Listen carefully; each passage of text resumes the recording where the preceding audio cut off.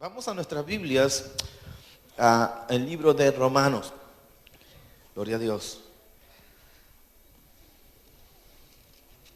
Capítulo 5. ¿Qué es lo más desafiante para hacer para un ser humano? ¿Qué es lo más difícil para hacer para todo ser humano? Amén. ¿Qué es lo más desafiante y difícil para hacer para el común de los seres humanos? Y lo más difícil para todo ser humano es obedecer. ¿No? Obedecer. Nos cuesta obedecer. Es difícil obedecer. Para los niños no es fácil obedecer. ¿Cuántos conocen niños que nacieron obedientes? No lo hay, no existe. ¿No? ¿Cuántos conocen adolescentes que les encanta obedecer? No existe, no lo hay en toda la faz de la tierra. Todo lo contrario, en la adolescencia es la etapa, salvo por supuesto Gracia, ella es la única excepción del mundo, pero todos los adolescentes tienen, sobre todo en la adolescencia, es la etapa más desafiante, pero es que lo que pasa es que la rebelión es parte de la naturaleza del hombre, ¿no? Es parte inherente. Justo hablaba el otro día con un familiar. Dios le ha dado el privilegio a él de ser un juez y conocerle. Es una persona muy, muy inteligente. Y bueno, él está abriéndose a las cosas de Dios. Y yo le hablaba, mira, porque él se quejaba de la mentalidad caviar que ha permeado el pensamiento de los juristas en el Perú, y por eso hay tanta permisividad en cuanto a las sanciones contra el delito, y una tontera, ¿no? Resulta que hay un hombre que pues, se está defendiendo, y para que no lo maten, pues él tiene que disparar primero, y ahora lo van a meter en la cárcel a él, y el mundo al revés, caviarismo. En fin, hablando con él de las cosas de Dios y cómo que muchos dictámenes, muchas cosas que los hombres hacen obedece a su filosofía de la vida, y el hecho es que hay gente que abraza la filosofía de la vida, que los hombres son buenos por naturaleza, pero la sociedad los corrompe. Pero eso no es lo que la palabra de Dios dice. La palabra de Dios dice todo lo contrario. Es que el hombre tiende al pecado por su naturaleza. Eso es lo que nosotros no somos buenos por así. Tenemos que aprender la bondad. Tenemos que aprender, ¿sí? Y son perspectivas distintas, ¿verdad? Pero nosotros como cristianos tenemos que ver qué es lo que Dios dice. No lo que supuestamente nos enseñan, sino vamos a ir de fracaso en fracaso. Y eso es lo que la palabra de Dios dice en el libro de Romanos, del capítulo 5, dice lo siguiente, el versículo 12.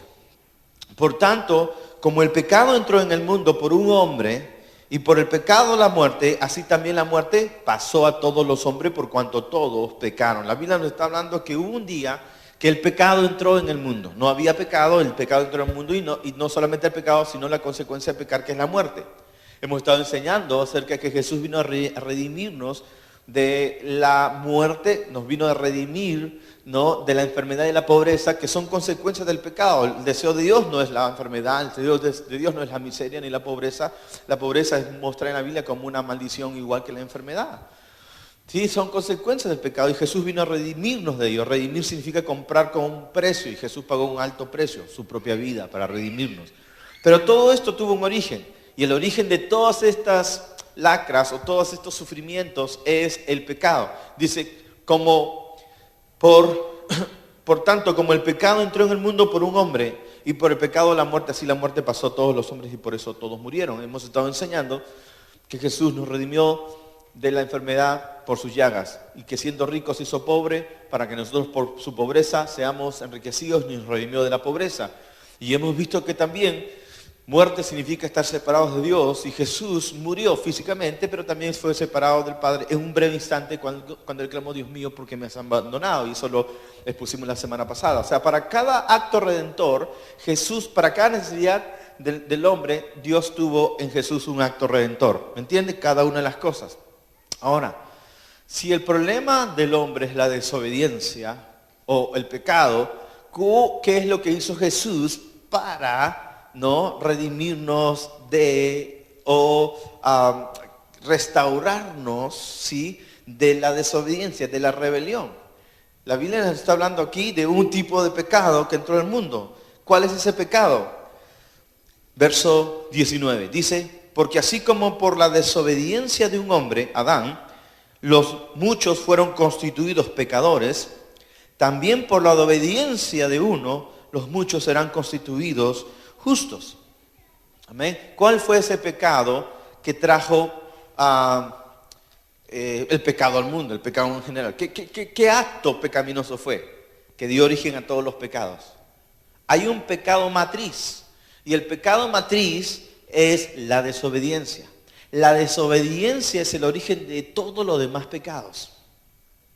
Es más, una persona le puede pedir perdón a Dios por determinado acto pecaminoso, pero si no se ha rendido a Dios, si no ha rendido su rebelión, no le va a servir de nada. Uno puede pecar ante Dios en algún acto pecaminoso, ¿sí? Y puede pedirle perdón a Dios, pero mientras no se haya arrepentido de su rebelión a Dios, no le sirve de nada. Porque el origen de todos sus pecados es su rebelión ante Dios. ¿Me entiende? Y hay mucha gente que no entiende esto. Pero básicamente el pecado matriz de todos los pecados, según las Escrituras, es rebelión, desobediencia. Por la desobediencia de un hombre entró el pecado al mundo, y por la obediencia de otro, la justificación para vida eterna. Entonces, ¿qué hizo Jesús para revertir la desobediencia? Obedeció. ¿Qué hizo Jesús para revertir la obediencia, la desobediencia, la rebelión? Obedeció. Ahora, aleluya. Aquí vamos a entrar en un tema súper importante. Amén. Y tenemos que tener la perspectiva. Porque la Biblia dice, no todo el que me dice Señor, Señor, entrará en el reino de los cielos. Muchos me dirán en aquel día, Señor, en tu nombre echamos fuera demonios, en tu nombre no hicimos milagros. Y el Señor les dirá en aquel día, nunca os conocí, hacedores de maldad. Amén. Nunca os conocí, hacedores de maldad. ¿Por qué? Pero si eran creyentes, ¿verdad? Predicaban la palabra de Dios supuestamente. Y aún hacían algunos milagros, ¿no? Pero el Señor les dice lo siguiente. Vamos a ver este pasaje porque es tan importante y luego vamos a los demás en Mateo capítulo 7. 7:21 dice, no todo el que me dice Señor, Señor entrará en el reino de los cielos, sino el que hace la voluntad de mi Padre que está en los cielos. Amén. No todo el que me dice Señor, Señor, el que se dice creyente, ¿me entiende? Cualquier creencia religiosa y mucho más cualquier creencia llamada cristiana, ¿sí? Si no hacemos la voluntad de Dios, no vamos a entrar en el reino de los cielos. Es más, bien lo hemos dicho una y otra vez, ¿quiénes se encargaron de crucificar a Jesús? No fueron los ateos, fueron los creyentes de su época. Los creyentes de su época se encargaron de crucificar a Jesús, no fueron los ateos. Fueron los que creían en Dios supuestamente, pero ellos se habían rebelado ante el Dios verdadero. ¿Me entienden? Entonces uno puede ser creyente pero ser un rebelde. Es más, es peor ser creyente y rebelde. Creo que más sincero es un ateo que un creyente rebelde. Dile que esto te lo respira, que es bueno para tu corazón. Dile, si no están hablando de ti, puedes sonreír. Si no, hay de ti. ¿Puede uno ser creyente y ser rebelde? Sí. Sí, puede uno ser creyente y ser rebelde. No es, por eso la Biblia dice, ¿tú crees en Dios? Pero sí, el diablo también cree y además tiembla. Hay creyentes que no le tiemblan a Dios. El único que le tiembla a Dios es el diablo. El diablo es más temeroso de Dios que algunos creyentes, entre comillas. Por supuesto no estoy hablando de la gente de Nuevo Amanecer para las Naciones, ¿no?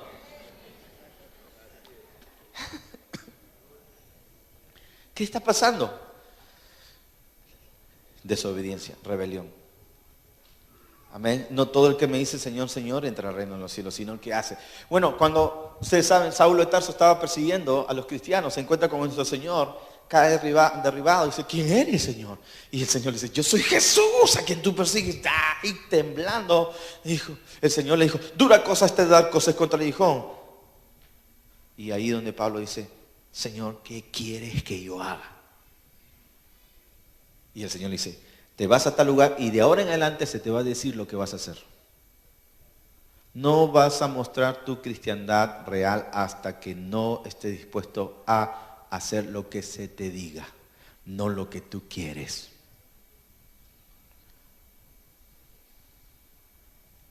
Amén. Se te dirá lo que debes de hacer. No, yo quiero esto. No, Dios dice que haces. No, pero a mí me gusta esto. No, yo te quiero aquí, aquí. Rebelión. Se te dirá lo que debes de hacer. ¿Saulo era sincero? Sí, era sincero. Estaba sinceramente equivocado. O sea, tu sinceridad, ¿me entiendes? No basta. Lo que Dios quiere es tu obediencia.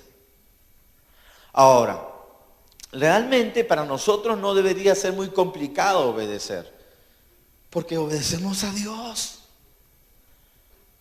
Y Dios es perfecto.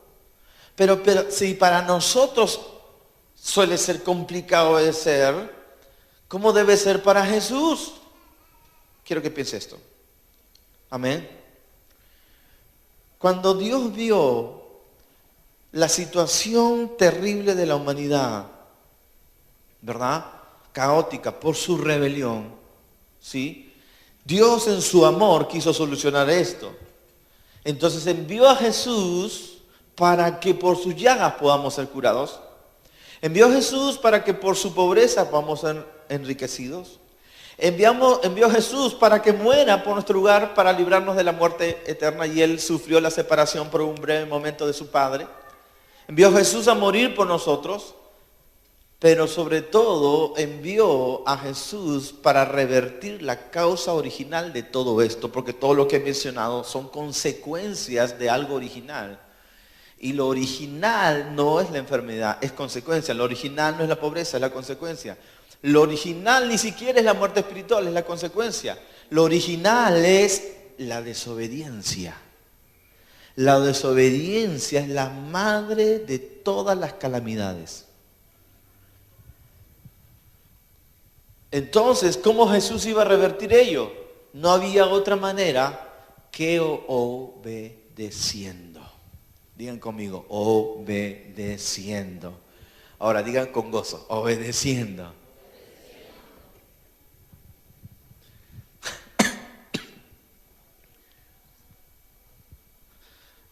No me vaya a decir usted que a Jesús le fue fácil obedecer. No. Mire, Hebreos, el capítulo 5.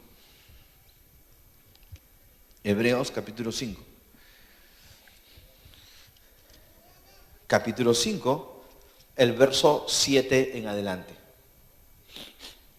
Dice la palabra de Dios, y Cristo en los días de su carne, ahora ojo, quiero aclarar acá, no es que Jesús estaba en la carne, o sea, como el creyente, ese hermano pecó, estaba en la carne. Oye, tú estás en la carne, hermano, no hables así, no te portas así.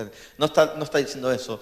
Está hablando de los días en que Jesús estaba en la carne. Pablo dijo, porque aunque estamos en la carne, no peleamos según la carne. ¿Estamos ahí o no? Estar en la carne está hablando del tiempo, y aquí voy a entrar a hablar sobre esto, en que Jesús se encarnó. Hoy día vamos a ver algo espectacular. Y necesito todos sus 6 sentidos. Los 5 físicos y el 6º, que es el sentido de la fe. Escuche. En los días de su carne, es decir, en los días que Jesús estuvo en la tierra, dice la palabra, amén, y Cristo nos dio su carne, ofreciendo ruegos y súplicas. ¿Ruegos y qué? Súplicas. Con gran clamor y lágrimas. ¿Tú te imaginas a Jesús suplicando y rogando? ¿Has estado tú en un momento crítico en tu vida donde tienes que obedecer y tu obediencia te lleva a tirarte de rodillas y llorar de lo profundo, suplicando y clamando? No estoy hablando de la súplica que uno pide a Dios, que uno hace a Dios, Señor, bendíceme por favor. Señor, dame un trabajo nuevo ya pues, Señor. Señor, dame un hijo. No estoy diciendo eso, estoy hablando de una súplica por hacer lo que Dios quiere que tú hagas. Por hacer la voluntad de Dios. Ese es el problema. Que suplicamos a Dios pidiendo cosas para nosotros. Clamamos a Él por nuestras necesidades, pero no clamamos a Él para hacer su voluntad.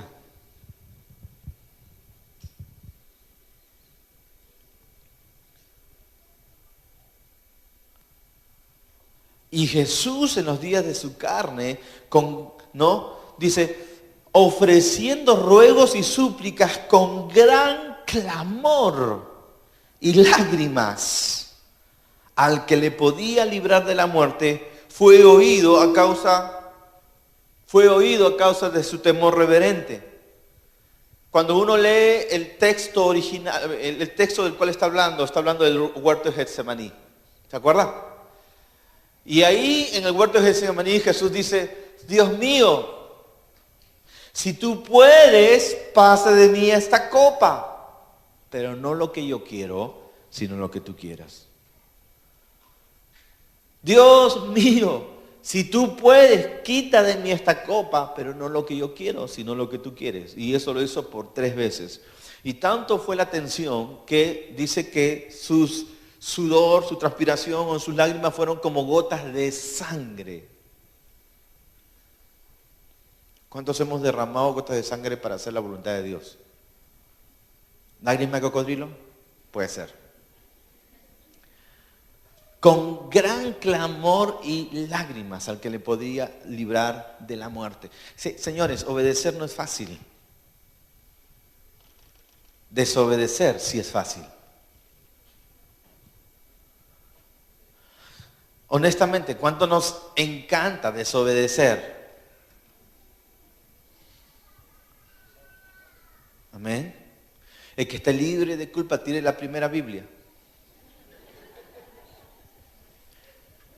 Generación rebeldes, ¿no?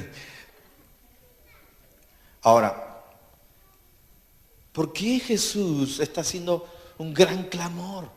¿Por qué era tan difícil? Escucha. Jesús no tenía tendencia al pecado, porque el padre de Jesús no era José. El padre de Jesús era Dios mismo. El Espíritu Santo vino sobre María y el ser que fue engendrado era del Espíritu Santo, o sea que el padre de Jesús no era un común mortal, era Dios mismo. Venía por Eva porque una mujer tenía que ser portadora del Salvador. Gracias mi amor. Una mujer tenía que ser portadora para que sea ser humano. Pero el ser que estaba dentro de Jesús no era humano. El ser que estaba en Jesús, en el cuerpo de Jesús, era divino. Ahora, escuche esto. Estamos hablando no de un ser humano común y corriente aprendiendo a obedecer. Estamos hablando de un hijo del Dios viviente, divino en naturaleza, aprendiendo a obedecer.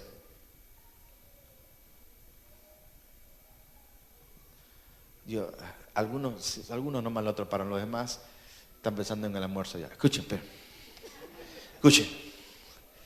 por favor, que Dios te dé luz. No estamos hablando de un hombre común mortal aprendiendo a obedecer. Estamos hablando del Hijo de Dios que tiene que aprender a obedecer. ¿Por qué? Porque fuimos creados para obedecer. Pero Dios no fue creado para obedecer porque Dios no fue creado. Es Dios. Y como Dios existe para mandar, existe para dar órdenes. Él es Dios. Y como Dios hace lo que le da su santa y reverenda gana. Ahí sí se aplica eso. Porque es Dios. Dios ordena. Pero Dios obedeciendo. ¿Cómo es esto? ¿Y por qué? ¿Por qué Dios tiene que obedecer?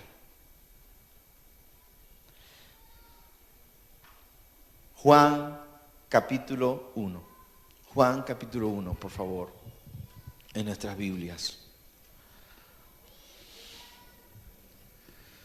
Gloria a Dios.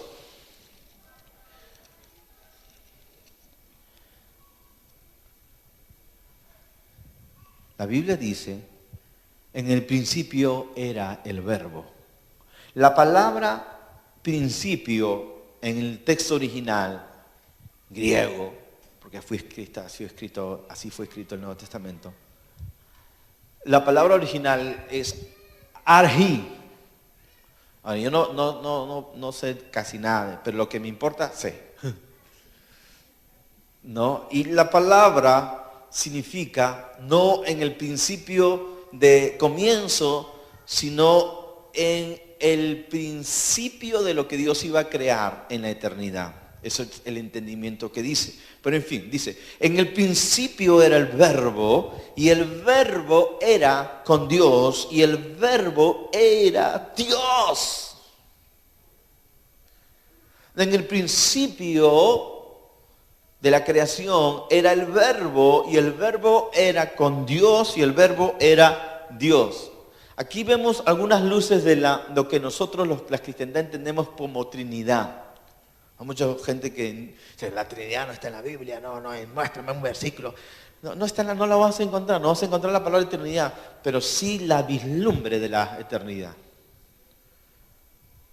Porque no hay otra manera. La Biblia nos habla de un verbo, y que ese verbo estaba con Dios, y que ese verbo era Dios. Entonces no estamos hablando de otro Dios, porque si no estaríamos hablando de tres dioses.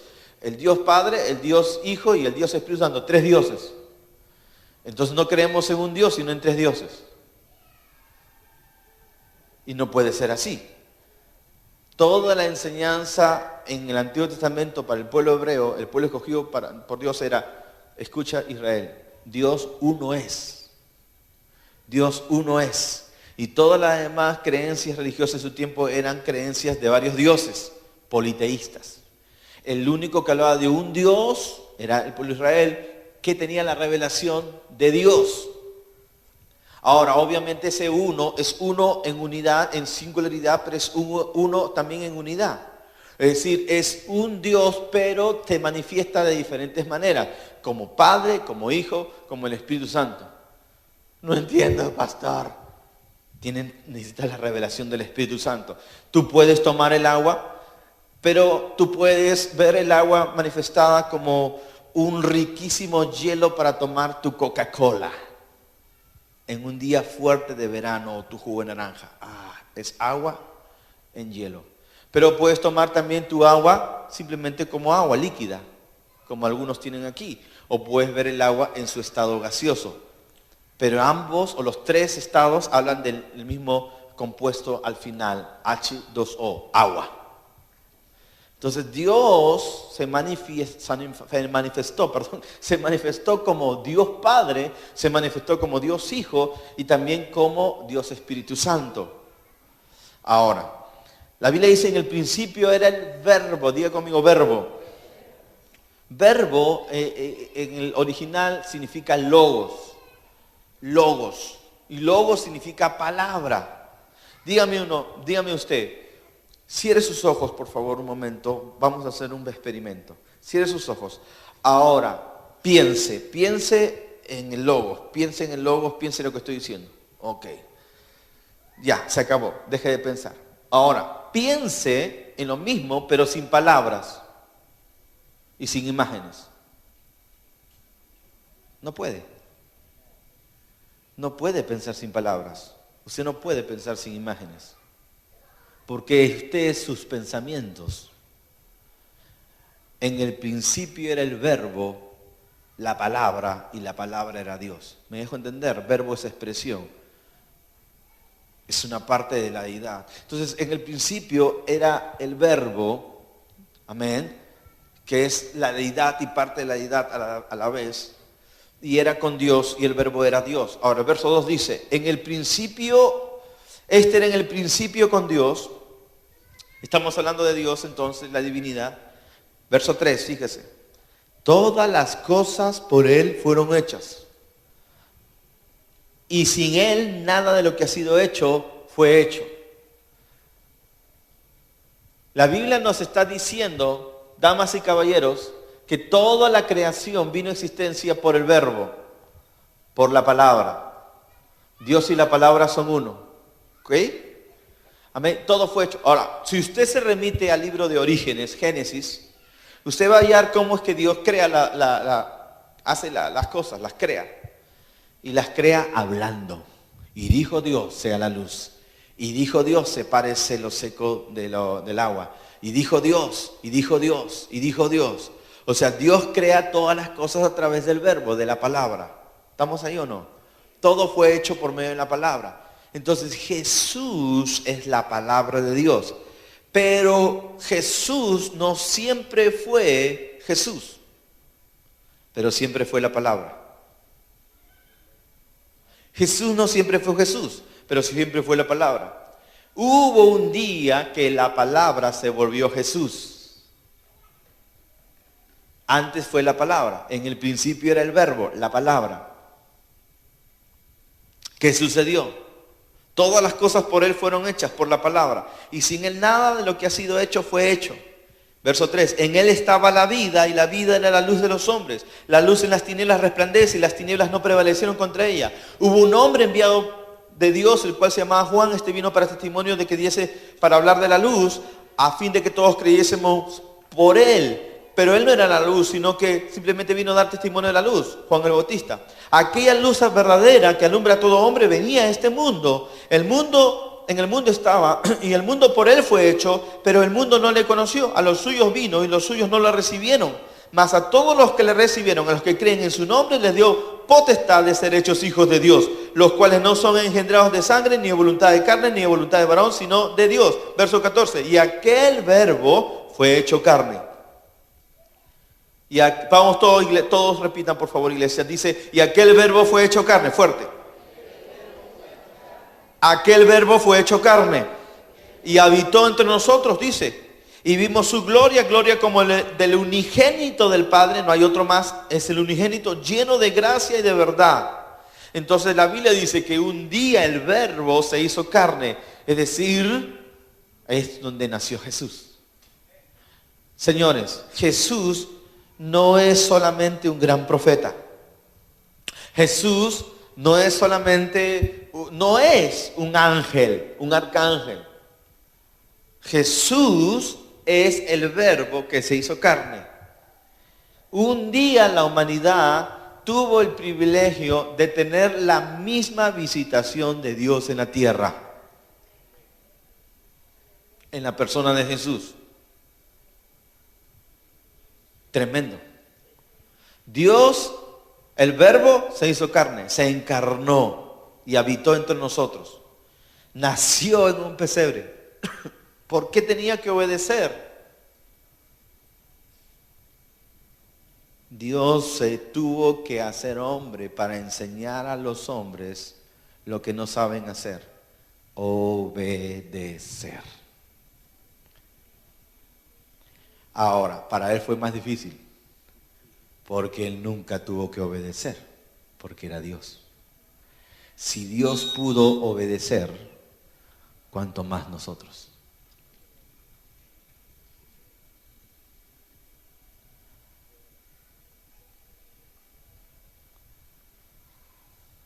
Ahora, vamos a hacer un poco de mar adentro esta mañana. Vamos mar adentro. Jesús no tenía una naturaleza inclinada al pecado. Hemos dicho que los hombres sin Dios tienen una naturaleza inclinada al pecado. Amén. Como Jesús no tenía una naturaleza inclinada al pecado porque es hijo de Dios, Él siempre desea hacer el bien por la naturaleza que tenía. Pero Él se hizo hombre.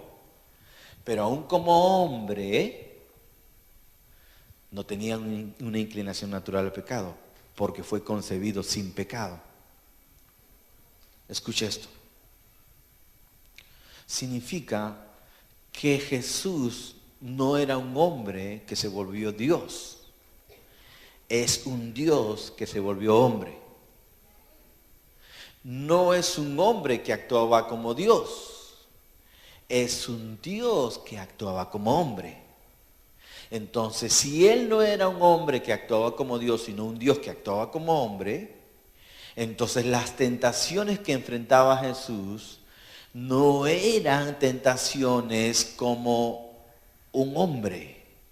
O sea, es decir, lo más duro para Jesús no fue enfrentar una tentación de la bajeza de un hombre, sino enfrentar una tentación como hijo de Dios. Porque él no tenía inclinación al pecado. El diablo no podía tentarle a él como una tentación común y corriente que le tienta a un hombre. Mira esa mujer. Never in the life. Manancancho. Jesús no iba a reaccionar. ¿Por qué? No tenía inclinación al pecado. Entonces, ¿cómo fue tentado Jesús? Jesús fue tentado cuando el diablo le dijo, si tú eres hijo de Dios, haz esto. Si tú eres hijo de Dios, haz esto.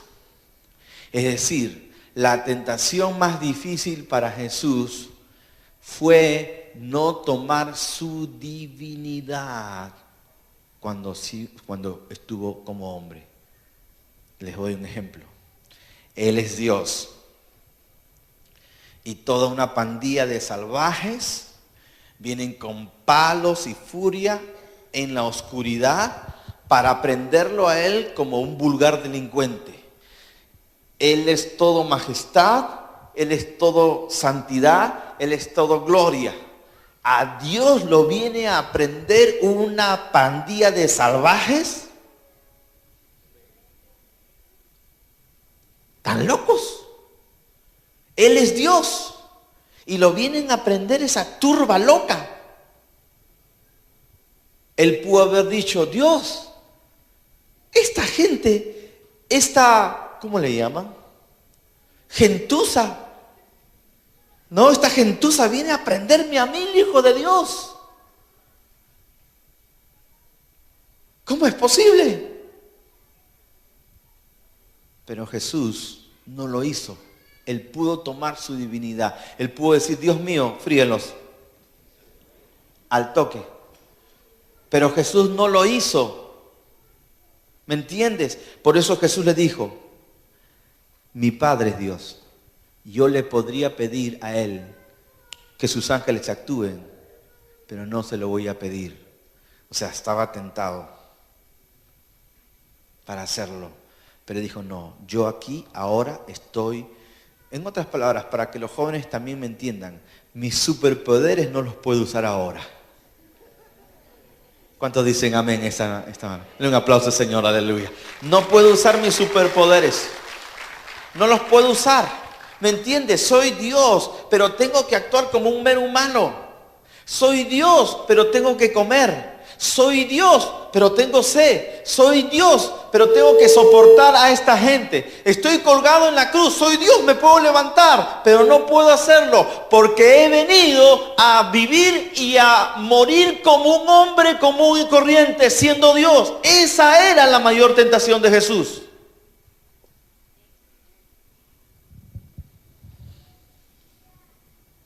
Si tú eres hijo de Dios, ¿por qué no conviertes estas piedras en pan? Mira que estás con hambre. Tú nunca has sentido hambre.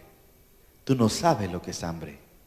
Pero ahora que te has humanizado, tienes hambre. ¿Pero por qué tienes que tener hambre si tú eres el Hijo de Dios? Tremenda tentación. Para todos nosotros, los hambrientos seres humanos, es normal tener hambre. ¿Me dejó entender o no? Pero Dios nunca tuvo hambre. Él no sabe lo que es tener, no sabía lo que era tener hambre. No, una cosa, ¿me entiendes? Es siendo Dios, tener hambre. Para él era muy fácil. Piedra, conviértete en un lomo saltado. Fue una tentación usar sus superpoderes. Pero él dijo lo siguiente: no solo de pan vivirá el hombre, sino de lo que sale de la boca de Dios. En otras palabras, no he venido a actuar como Dios, sino como hombre. Como hombre. Estoy aquí como hombre, no como Dios. Voy a entregar mi vida como hombre. Tengo que obedecer como hombre. Tengo que padecer lo que nunca he padecido como hombre. En otras palabras, no hay mortal que pueda decirle a Dios: Dios, tú no sabes lo que es hambre. Tú no sabes lo que es soledad. Tú no sabes lo que es pobreza. Tú no sabes lo que es traición. Tú no sabes lo que es frío. Tú no sabes lo que es desnudez. Tú no sabes. No, Él sí sabe, porque Dios se hizo hombre. Denle un aplauso al Señor en esta hora. Siendo Dios. Ahora, una cosa es que nosotros lo hagamos porque somos pecadores. ¿Me entiende? Creados. Pero otra cosa es que la dignidad, la realeza, la gloria de la santidad, Dios mismo lo haga por amor.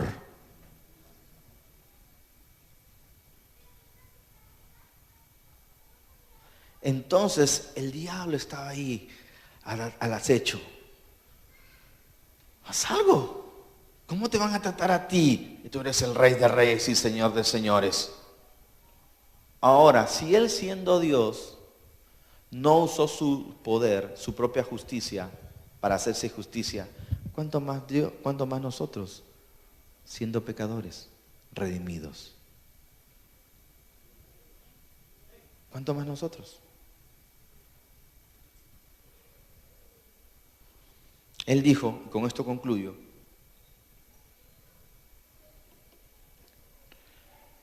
yo no hago nada de mi propia cuenta. Todo lo que veo hacer al Padre, eso hago. No hago nada de mi propia cuenta. Todo lo que veo hacer al Padre, eso hago.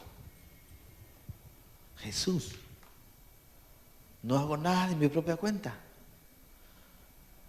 Siendo Dios hecho hombre. Juan capítulo 4, Juan capítulo 5. Léalo. Yo no hago nada de mi propia cuenta. Nada. Lo que veo hacer el Padre, eso hago. Mi comida, mi bebida es hacer la voluntad del que me envió. ¿A qué vino Jesús? A enseñarnos obediencia. A enseñarnos obediencia.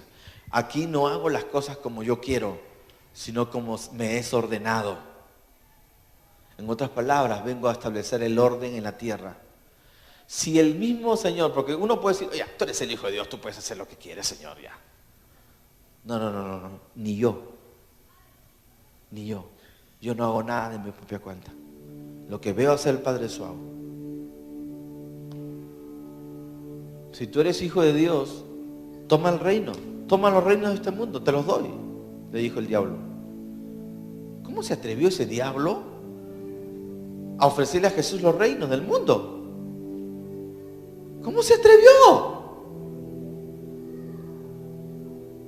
Porque el diablo legítimamente había usurpado los reinos del mundo por la traición de Adán, se le habían sido otorgados. Porque la Biblia dice que el Dios de este mundo, en minúscula, es el diablo. Entonces el diablo, que ahora tenía la legítima autoría, o mejor dicho, potestad sobre la creación, le dijo: te lo doy, vamos a hacer juntos, haremos maravillas, Jesús. El diablo loco. Ahora, Jesús era el heredero legítimo a todo el poderío, porque Él es el Hijo de Dios. Pero no era el tiempo de tomar el poder. Antes tenía que ir a la cruz del Calvario.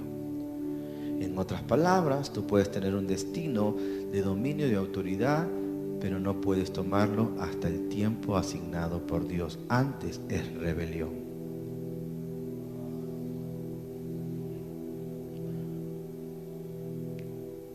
Señor, si tú eres hijo de Dios, convierte esta piedra en pan. No solo de pan vivirá el hombre, sino de lo que sale de la boca de Dios. Tú puedes hacer maravillas en el nombre del Señor, pero tienes que esperar la palabra de Dios. Si no esperas la palabra de Dios, es rebelión. Si tú eres hijo de Dios, súbete a este pináculo y lánzate. Vas a ver que los ángeles de Dios vendrán sobre ti. Sí, Puedo hacer cosas tremendas por Dios, pero si Él no me ha dicho que lo haga, no lo haré. No puedes hacer algo que es la voluntad de Dios antes del tiempo de Dios. No puedes hacer algo que Dios no te ha dirigido. Solamente puedes hacer algo que Dios te ha dirigido a hacer. Porque lo que Dios quiere es obediencia de tu vida. Señor, pero yo puedo sacrificarme. Si el sacrificio es por una obediencia, vale. Pero si el sacrificio es por tu propia voluntad, sin que Dios te haya dirigido, ese sacrificio no vale de nada. Cuando Jesús estaba ahí en el huerto de Getsemaní, diciendo, Señor, si es tu voluntad, Señor, quita de mí esta copa, lo que Jesús estaba diciendo es, a mí lo que me importa es hacer la voluntad de mi Padre. Si tu voluntad y el sacrificio coinciden, lo hago. Pero si hay sacrificio y no está la voluntad de Dios, no me vale la pena, no lo voy a hacer. El sacrificio es parte de la obediencia y la obediencia no es parte del sacrificio. A veces, parte de la obediencia, el mandato implica que tengas que sacrificar algo, pero no es el sacrificio lo que vale, sino tu obediencia lo que vale. No puedes cambiar con sacrificio lo que pierdes por desobediencia.